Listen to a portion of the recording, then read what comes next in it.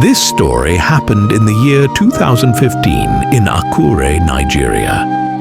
It happened that on this hot Friday afternoon, Alhaja Aminat, a 57-year-old fabric seller at Oja Market, had just finished her Jumat prayers and had gone back to reopen her shop.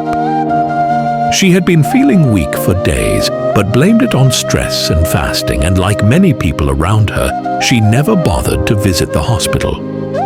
"What for?" she would say. "As long as I can still walk, I'm fine." But that afternoon, something strange happened. She began to feel dizzy, her hands trembled, and her vision blurred. At first, she thought it was just hunger, so she sat down, fanning herself with a piece of cardboard. Within minutes, she was sweating uncontrollably, and she could barely speak. Her neighbor, Mama Risikat, noticed she was losing consciousness. Bring Coke quickly," she shouted.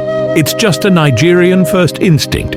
Whenever someone faints or feels weak, people rush to give them a bottle of Coca-Cola." Within seconds, a cold bottle was placed in Alhaja's mouth. They tilted her head and poured a little into her mouth.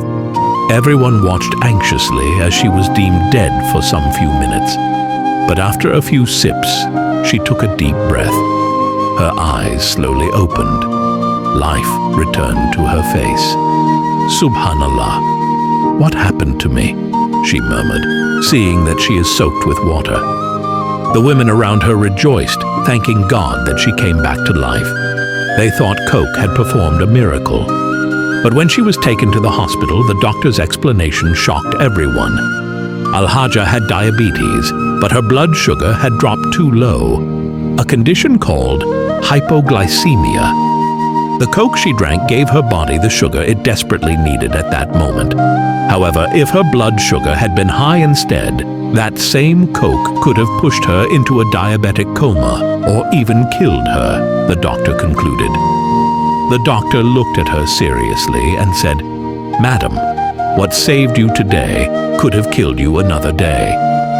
Please don't wait for miracles when you can do regular checkups."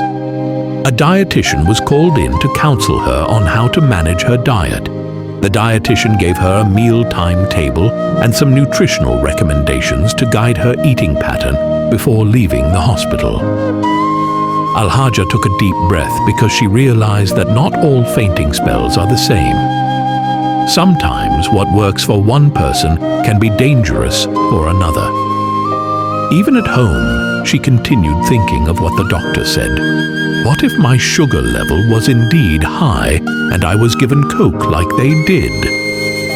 I would have been dead by now, she said to herself. She sighed loudly while saying Alhamdulillah repeatedly. From that day on, she made it a rule to always check her blood sugar, take her medications, eat healthy, and never guess her condition based on how she feels.